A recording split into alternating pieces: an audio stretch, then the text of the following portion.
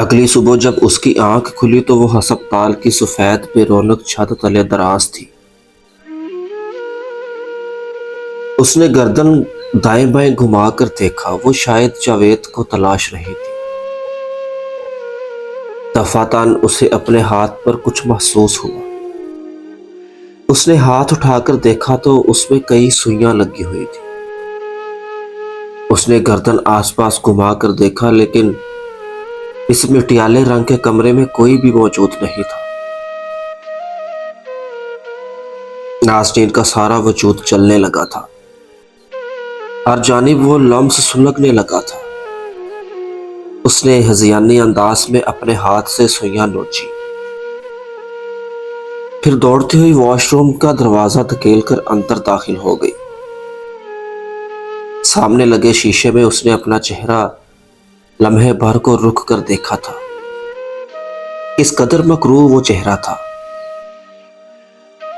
اس نے پاگلوں کی طرح اپنا چہرہ نوچ ڈالا، پھر وہ اسی طرح آگے بڑھی۔ شاور چلا کر اب وہ ہسپتال کے گاؤن ہی میں بھیگ رہی تھی۔ وہ شاید رو بھی رہی تھی۔ اس نے اپنی گردن رگڑ ڈالی، اپنے ہاتھوں کو اس نے ناخنوں سے رگڑ کر زخمی کر لیا تھا۔ وہ بس صاف ہونا چاہتی تھی۔ وہ اس لمس کو اپنے جسم سے مٹانا چاہتی تھی، وہ بس مرنا چاہتی تھی۔ شاید کوئی کمرے کا دروازہ کھول کر اسی پر اندر داخل ہوا تھا۔ اس نے توجہ نہیں کی۔ صاف، وہ پہلے کی طرح بالکل صاف ہونا چاہتی تھی۔ صاف، بالکل صاف، معصوم، انچھوئی سی۔ گردن ہذیانی انداز میں رگڑنے کے باعث اب جلد پھٹ رہی تھی اور ہلکا ہلکا خون بھی شاور کے پانی تلے گرنے لگا تھا۔ کسی نے اگلے ہی لمحے دھاڑ سے دروازہ کھول کر اندر داخل ہوا۔ نازنین نے سہم کر اس جانب دیکھا۔ وہ اب ڈرتی ہوئی پیچھے جا رہی تھی۔ نہیں، میں بابا مجھے صاف کرے، میں گندی ہو گئی ہوں، مجھے صاف کرے۔ وہ پاگلوں کی طرح چلا رہی تھی، رو رہی تھی۔ جاوید نے آگے بڑھ کر شاور بند کیا اور پھر اسے کھینچ کر خود سے لگایا، لیکن وہ ان کے ہاتھوں میں بے ہوش ہو گئی تھی۔ پھر ہر لمحے زندگی کے ہر دن اسی طرح ہونے لگا۔ وہ 1 ہفتے بعد ڈسچارج ہو کر گھر آ گئی تھی۔ نازنین خاندان بھر میں ذہنی مریض مشہور ہوتی جا رہی تھی۔ سب اسے عجیب سی نظروں سے دیکھ رہے تھے۔ اسے یاد تھا جب وہ لڑکھڑاتی ہوئی گھر کے اندر داخل ہوئی تھی، تب شائستہ تائی نے کس طرح رضا اور ابیحہ کو کمرے کے اندر بند کر دیا تھا۔ وہ خود بھی ایک جانب سے اسے دیکھ رہی تھی، گویا اس کے قریب آنے پر وہ کچھ بہت مکروہ محسوس کر لے۔ اسے ہر ایک کا رویہ بہت سرد لگا تھا، یہاں تک کہ صوفیہ کا بھی۔ طلحہ تو اس کی جانب اس قدر نفرت سے دیکھنے لگا تھا کہ حد نہیں۔ اسے جاوید کمرے تک لائے، پھر اسے بستر پر لٹایا۔ وہ خاموشی سے لیٹ گئی۔ وہ اسے پیار کر کے تسلی دے کر چلے گئے۔ کاش کہ اس کی تسلی کسی چیز سے ہو سکتی۔ نازنین نے بند دروازے کو دیکھا، پھر آہستہ سے اپنے بستر سے پیر اتارے۔ اب اس کا رخ واش روم کی جانب تھا۔ اب وہ شاور تلے بھیگ رہی تھی۔ اس نے ایک بار پھر سے خود کو ہذیانی انداز میں صاف کرنا چاہا۔ ہاتھوں سے ایک بار پھر سے خون آنے لگا تھا۔ ہر جانب وہ سیاہ رات تحلیل ہونے لگی۔ سب کچھ بکھرنے لگا۔ نازنین ٹوٹنے لگی تھی۔ بھیگتے بھیگتے اس کے پیروں سے یکدم جان ختم ہوئی تو وہ وہیں فرش پر گر سی گئی۔ اسے اب تک اس فرش کا سرد سا تاثر یاد تھا۔ وہ اس یخ شاور تلے اب رو رہی تھی۔ بہت زور زور سے چلا چلا کر اس نے اپنے بال نوچ لیے۔ اس نے اپنا ہر عضو بار بار رگڑ ڈالا۔ وہ ذہنی مریض بن رہی تھی، وہ ذہنی مریض بنتی جا رہی تھی۔ ایک بار پھر سے اسے محسوس ہوا جیسے جاوید اسے اٹھا رہے ہوں۔ اب وہ اسے لباس تبدیل کرنے کا کہہ رہے تھے۔ وہ مردہ وجود لیے لباس تبدیل کرنے لگی۔ اب وہ اسے بیڈ پر ایک بار پھر سے لٹا رہے تھے۔ اس پر لحاف ڈال رہے تھے، اسے دوائیاں دی گئی تھی۔ وہ ناظرین کے سرہانے بیٹھے رہے۔ ان کے چہرے پر فکر کی کئی لکیریں پھیلی ہوئی تھی۔ جاوید اپنی معصوم سی نازنین کو اس طرح ٹوٹتا بکھرتا نہیں دیکھ پا رہے تھے۔ 2 ہفتوں پہلے تو بابا کی موت کا صدمہ لگا تھا انہیں۔ ابھی وہ اس صدمے سے ٹھیک طرح سے نکلے نہ تھے کہ انہیں نازنین کی حالت نے گنگ کر دیا تھا۔ وہ انہیں 1 ہفتے پہلے اپنے کمرے کی دہلیز پر بے ہوش ملی تھی۔ وہ اسے لے کر اسپتال بھاگ گئے تھے۔ ڈاکٹرز نے بغور اس کے وجود کا معائنہ کیا اور پھر ایک نگاہ اٹھا کر سامنے بیٹھے جاوید کو دیکھا۔ آپ کی بیٹی کیا ذہنی مریض ہے؟ ان کا سوال ایسا تھا کہ جاوید کے ابرو تن گئے۔ کیسا گھٹیا سوال کر رہے ہیں آپ مجھ سے؟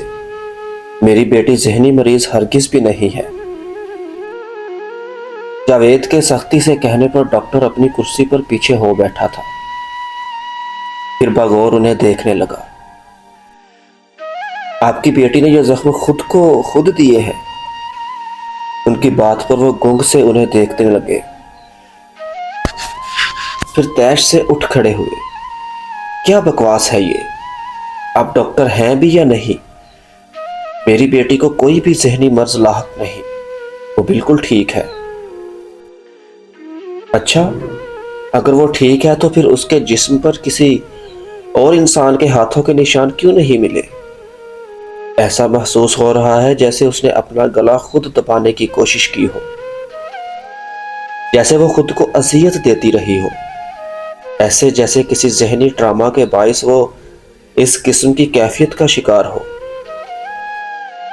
لوسڈ ڈریم، یہ ایک طرح کی ذہنی کیفیت کا نام ہوتا ہے جس میں انسان خواب دیکھ رہا ہوتا ہے لیکن وہ حقیقت ہوتی ہے۔ وہ حقیقت میں ہوتا ہے لیکن اس کی فیل ایسی ہوتی ہے جیسے وہ خواب میں ہو۔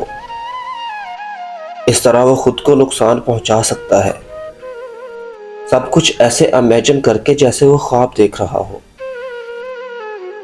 جاوید نے لب بھینچ لیے تھے، پھر پھنکارتی آنکھوں سے ڈاکٹر کا چہرہ دیکھا۔ میری بیٹی ذہنی مریض نہیں ہے اور یہ بات میں آپ کے گوش گزار کر چکا ہوں، اس لیے مجھے آپ کے پاس سے اس کا علاج نہیں کروانا۔ میں اسے کسی اچھے ڈاکٹر کو دکھا سکتا ہوں۔ جو دوسرا ڈاکٹر کر سکتا ہے جاوید صاحب، وہ میں بھی کر سکتا ہوں۔ وہ جو پلٹنے لگے تھے اگلے ہی پل ٹھہر گئے، پھر گردن پھیر کر چپتی آنکھوں سے ان کا چہرہ دیکھا۔ ڈاکٹر باسط کے چہرے پر پھیلی ہمدردی دیکھے ان کے ماتھے پر ابھرے بھلوں میں کمی واقع ہوئی تھی۔ کیا مطلب ہے آپ کا؟ اس کا مطلب صاف ہے، آپ کی بیٹی ٹراما ٹائز ہو رہی ہے، وہ بھی بری طرح۔ آپ کا یہ رویہ اس کے لیے ذہنی بیماریوں کا باعث بن سکتا ہے۔ اسے کسی اچھے سائیکائٹرسٹ کو دکھائیں۔ مجھے لگتا ہے کہ اب آپ کو حقیقت قبول کر لینی چاہیے۔ کیسی حقیقت؟ بہت پھنسی پھنسی سی آواز نکلی تھی جاوید کی۔ ان کی آنکھوں میں اگلے ہی پل نمی سی گل گئی تھی۔ یہی حقیقت کہ آپ کی بیٹی مینٹلی بیمار ہے۔ یہ آپ جتنا جلدی قبول کر لیں گے اتنا ہی آپ کے اور آپ کی بیٹی کے حق میں بہتر ہوگا۔ میں ایک سائیکائٹرسٹ آپ کو سجیسٹ کر رہا ہوں، براہ کرم وہاں نازنین کو دکھایا جائے۔ انہوں نے سفید کاغذ پر چند لفظ گھسیٹ کر ان کی جانب بڑھائے تھے۔ جاوید نے مردہ ہاتھوں سے اس پرچی کو تھام لیا۔ وہ خالی خالی نگاہوں سے ہاتھ میں پکڑے کاغذ کو سر جھکائے دیکھ رہے تھے۔ ان کی زندگی چند ہی دنوں میں کیا سے کیا ہو گئی تھی۔ ڈاکٹر باسط انہیں تنہا چھوڑ کر باہر کی جانب بڑھ گئے تھے۔ پھر وہ راہداری میں چند قدم چل کر دائیں جانب کو مڑے۔ دائیں سے ذرا آگے چل کر اب وہ بائیں جانب پلٹ رہے تھے۔ ان کی پیشانی پر پسینے کے چند قطرے بخوبی دیکھے جا سکتے تھے۔ خشک پڑتے لبوں پر زبان پھیرتے وہ جو ہی دوسری جانب کو مڑنے لگے تو ٹھہر گئے۔ وہاں احمد کھڑا تھا، سوٹڈ بوٹڈ، لاش سا 3 پیس سوٹ پہنے، بالوں کو پیچھے جمائے، سپاٹ اور دراز قد وسیع سا۔ سر جیسا آپ نے کہا تھا ویسا ہی کیا گیا ہے۔ ڈاکٹر باسط کی زبان میں جانے کہاں سے اس قدر لکنت عود آئی تھی۔ احمد سرد آنکھیں لیے اس کے عین سامنے آ کھڑا ہوا تھا۔ اس کی آنکھیں اس قدر سرد تھیں کہ ڈاکٹر باسط کو اپنا حلق تک خشک ہوتا محسوس ہوا تھا۔ اگر تمہاری جانب سے کوئی بھی ہمدردی جتائی گئی یا پھر تم نے انہیں اصل رپورٹس دکھانے کی کوشش کی تو وہ جو بچی جو اسکول میں موجود تیسری جماعت میں پڑھ رہی ہے وہ گھر نہیں پہنچ سکے گی، بلکہ تمہارے لیے ساری زندگی اس کا چہرہ تک دیکھنا محال ہو جائے گا۔ اسی لیے وہ ذرا اور پاس آیا۔ کھردری سی آواز ڈاکٹر باسط کے حواس گنگ کر گئی تھی۔ اب اس نے اپنے ہاتھوں سے ان کی ٹائی کی گرہ پکڑی تھی، پھر سرد آنکھیں ان پر جما کر اس کی گرہ کو ہلکا سا جھٹکا دیا تو باسط یکدم کھانسے۔ انہیں سانس لینے میں دشواری ہونے لگی تھی۔ آنکھیں بند گرہ پر ابلنے لگی۔ اپنا منہ بند رکھنا، اسی میں بھلائی ہوگی۔ اگلے ہی پل اس نے گرہ چھوڑی تھی۔ پھر وہ کوٹ کا بٹن بند کرتا ان کے ساتھ سے نکلتا چلا گیا۔ آگے بڑھتے ہوئے ایک لمحے کو وہ ڈاکٹر باسط کے کمرے کے سامنے رکا تھا، پھر دروازے میں لگے گول شیشے سے اندر کو جھانکا۔ وہاں جاوید سر جھکائے اب تک کھڑے تھے، کسی شکستہ حال باپ کا سا روپ لیے۔ وہاں جاوید سر جھکائے اب تک کھڑے تھے، کسی شکستہ حال باپ کا سا روپ لیے۔ اس نے اگلے ہی لمحے نظروں کا زاویہ سیدھ میں پھیرا اور پھر لمبے لمبے ڈگ بھرتا راستہ عبور کرتا گیا۔ ٹھنڈی راہداری ویسے ہی سنسان رہ گئی تھی۔